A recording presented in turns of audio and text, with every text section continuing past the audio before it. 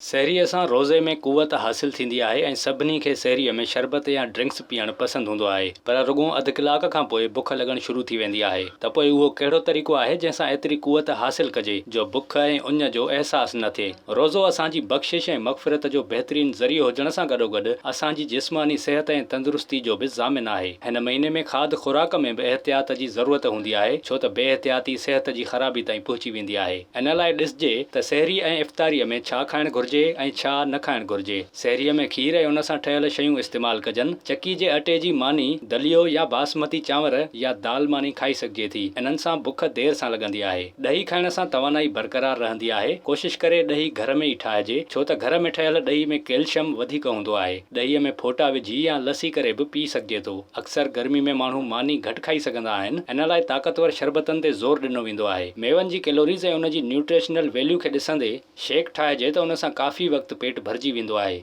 रमज़ान में रोज़ेदार सहरी में हाई कैलोरी मेवनि जो शेक ठाहे पीअनि त ॾींहं में खेनि बुख जो अहसासु घटि थींदो, पर ध्यानु रखो शुगर ऐं हाई ब्लड प्रेशर जे मरीज़नि खे शेक न पीअणु घुरिजे। अव्हां खे ॿुधायूं त हिकु केले जे 100 ग्राम में 100 कैलोरीज़ हूंदियूं आहिनि। 250 ग्राम खीर में 105 कैलोरीज़ ऐं 2 चमचा खंड में 32 कैलोरीज़ हूंदियूं आहिनि। अहिड़ी रीति अंब में 60 कैलोरीज़, 100 ग्राम कतल में 359 कैलोरीज़, नारेल में 283 कैलोरीज़ हूंदियूं आहिनि, जिन मां कंहिंजो बि शेक ठाहे पीअण सां पेट भरिजी वेंदो आहे। विज़िट कयो अवामी आवाज़ मीडिया ग्रुप जी वेबसाइट awamiawaz.pk